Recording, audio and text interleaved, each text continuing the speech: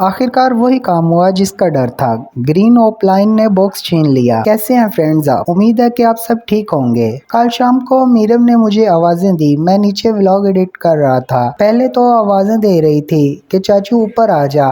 जब मैंने कुछ देर इसकी आवाज का जवाब ना दिया तो मीरब अपनी पुप्पो के साथ नीचे आ गई और कहने लगी कि चाचू अब मैं तुमसे नहीं बोलूंगी। अपने तोतों को संभाल लो वरना मैं केज का दरवाजा खोल दूंगी और शैतान तोतों को बाहर निकाल कर उड़ा दूंगी। कल सारा दिन मैं ऊपर केज देखने के लिए नहीं गया। मुझे नहीं पता था कि क्या हुआ, लेकिन मीरब की बातों से अंदाजा हो गया था कि राजा रानी को किसी ने तंग किया होगा और वो जरूर लव बर्ड्स ही होंगे। फिर मैंने मीरब को साथ दिया और मार्केट चला गया और छोटा केज ले आया ताकि केज के छोटे और बड़े डॉन्स को इसमें डाल दूं। केज लेकर आया तो सोचा कि एक रात और इनको आजाद रहने दूं। तो मैंने मीरब को समझाया, वो भी मान गई। वो इस शर्त पे मानी के चाचू एक और जोड़ा लेके आएगा जिसका नाम भी राजा रानी होगा और राजा कलमा पढ़ता होगा और रानी कुल्फी कुल्फी कहती हो। कॉकटेल का नर कलमा पढ़ने वाला तो नहीं मिलेगा। तो मैंने मीरब से कहा कि इसे कॉकटेल का कॉमन वाइट जोड़ा लाने की कोशिश करूंगा। कहती है कि वो पहले वाले जोड़े से खूबसूरत होना चाहिए। मैं मीरब को इसलिए मना रहा था कि लव बर्ड्स को एक रात और रहने दूं क्योंकि फिशरीज मुझे बीमार लग रहे थे, क्योंकि फिशरीज का नर अपनी आंखें नहीं खोल रहा था और मादी भी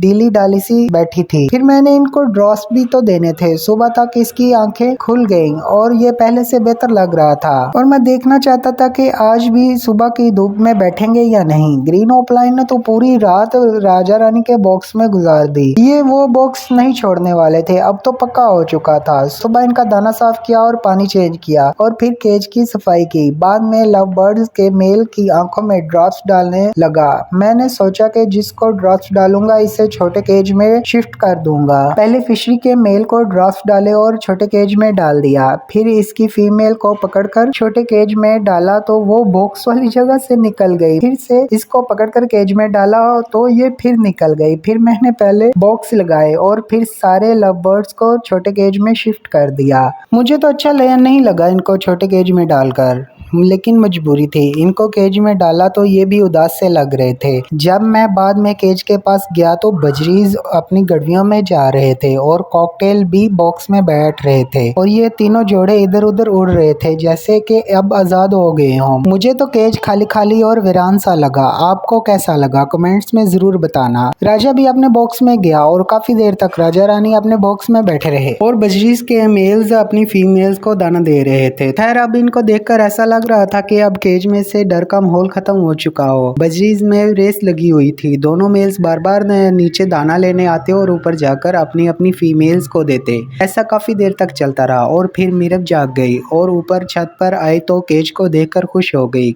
मीरब कहने लगी कि शुक्र है कि मेरे राजा रानी का बॉक्स बच गया। ग्रीन ओपलाइन तो काफी देर तक कोशिश करते रहे बाहर निकलने की। वो इधर उधर देख रहे थे कि कहीं से तो रास्ता होगा बाहर निकलने का। फिर थक हार कर बैठ गए और फिशरीज ने तो पहले कोशिश की और जल्द ही हार मान गए थे और दोनों एक साथ जुड़कर बैठ गए। इनकी नेक्स्ट अपडेट कल की वीडियो में। तो मिलते हैं कल नई वीडियो में। लाइक सब्सक्राइब और शेयर करना मत भूलना फ्रेंड्स। अपना और अपनों का ख्याल रखिएगा।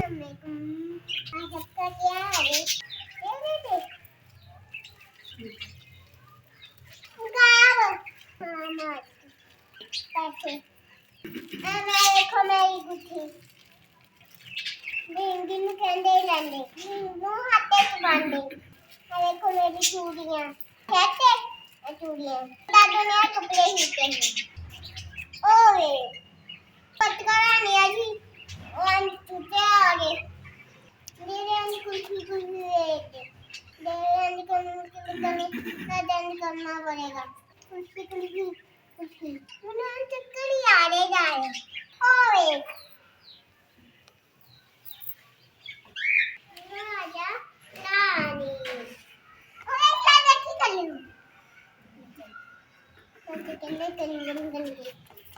Mama di